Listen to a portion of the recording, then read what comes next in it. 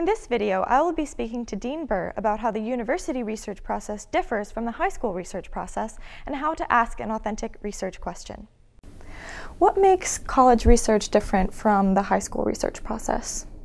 Well, the first thing is, in college, you're asking a real question, a question you don't know the answer to before you start.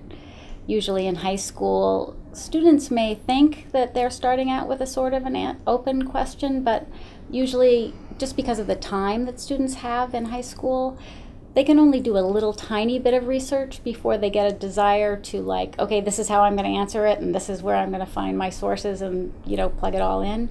Whereas what we're asking students to do here at college is stay open the whole time and look at their sources really closely and learn new things that they didn't expect, and change their question, change their minds. What is it about the university research process that takes more time than the high school research process? It's looking at the sources in a different way than you've looked at them before. When you've done research before in high school, usually you've been looking for sources that make the kind of claims that you are trying to find without looking at the evidence that the researcher has used to demonstrate his or her points, at the research methods that he or she has used to demonstrate those points. And you haven't taken the time to look at, is this a good claim based on this research, or could there be another claim based on this research that would be a challenge to it? Mm-hmm. What will I learn as a freshman that's new to the research process by taking the Honors 110 research course? Well, you will learn a lot about the process, which means that while you'll start out with a very large question, a very abstract question potentially, you'll learn to focus that question in such a way that you really can gather evidence to demonstrate an answer to it. You'll learn what it means to really consider the answer to a question from multiple perspectives, and that's not something you will have had the leisure in your educational experience to do before. What is it that makes a research question appropriate for college level work? Well, first of all, it has to be authentic. That means you really can't know the answer to it, and it can't be a question that you could find the answer to very quickly. It has to be open to be answered from multiple different perspectives. It also has to be an interpretive question. That means you ask how or why something happened or is happening, and then it needs to be focused in such a way that you can really demonstrate the answer to it in the time and space that you have. What does it mean to have an open research question?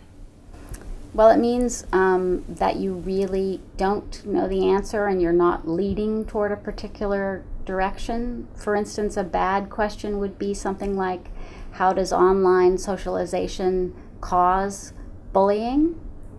What would be a good revision of that question? A good question would be something like, how are scholars studying the relationships between online socialization and bullying? Okay. And what do you mean when you say an interpretive question? Okay, let me give you an example. Say a student wants to write about how or what's going on with conservation in the Congo, basically, and wants to write about all the different groups that are involved and what's happening to the Congolese people. And my suggestion in that case would be to find something that is crucial and in common to multiple points of view, and ask something like, how do the different stakeholders interpret the meaning of conservation under those circumstances? And then you would come to some really interesting intersections and distinctions. Now, I'm interested in researching colonialism in Africa. How would I come up with a more focused question that I could tackle in a paper? Well, that's actually a very typical beginning for a research question.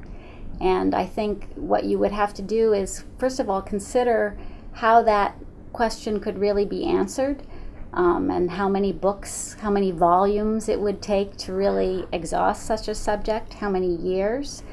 And what you would need to do is look at the literature that you're reading, at the sources that you're considering, and try to find something within them that really interests you, that would provide you with a focus that's actually small enough so that you could create a question around that and then demonstrate the answer to that question in 12 pages and in the course of 14 weeks.